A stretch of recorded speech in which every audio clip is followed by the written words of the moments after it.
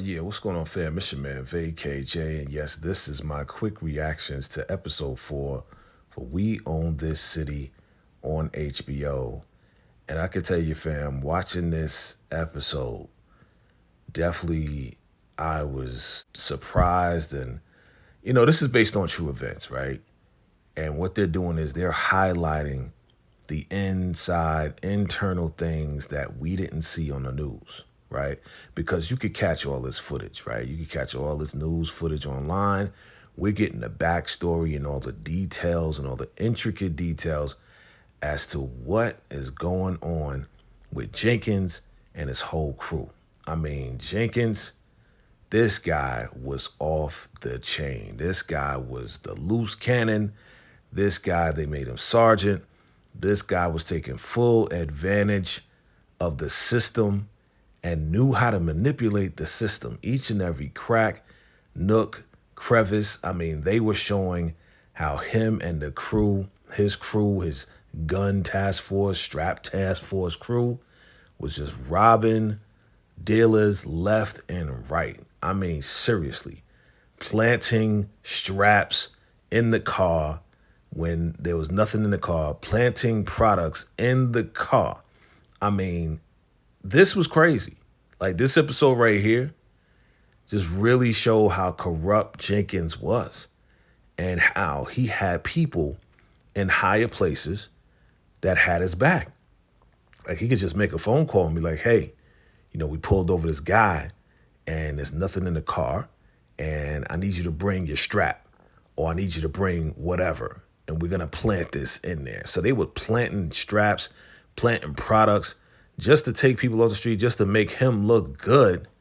Therefore, when they did go and rob these dealers and go into their homes and rob the safes and everything, they didn't have anything. They couldn't bring him down because he's done so much work.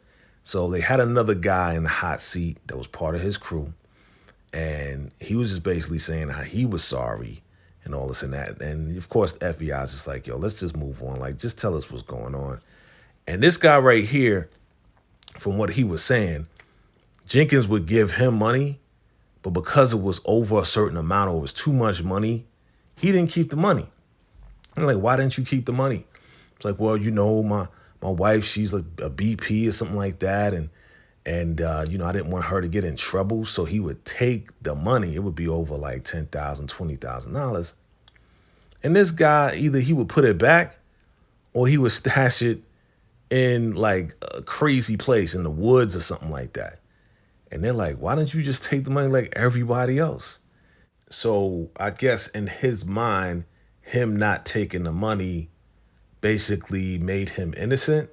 No, bro, you were part of everything that was going on.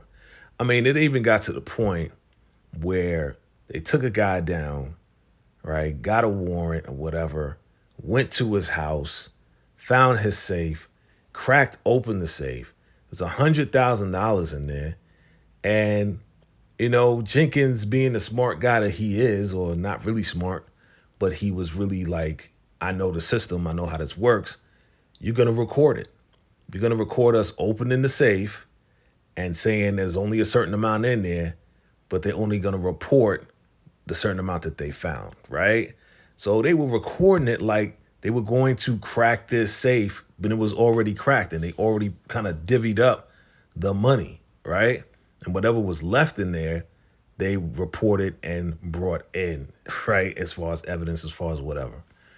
I mean, Jenkins was so corrupt that when they started looting and when they started doing some things because of the Freddie Gray murder in Baltimore, this guy saw kids running out of the Rite Aid and he basically took medicine and oxy out of the Rite Aid and brought it to his boy. So his boy could then flip it, sell it, and they can make money off of that. I mean, he was taking so much money.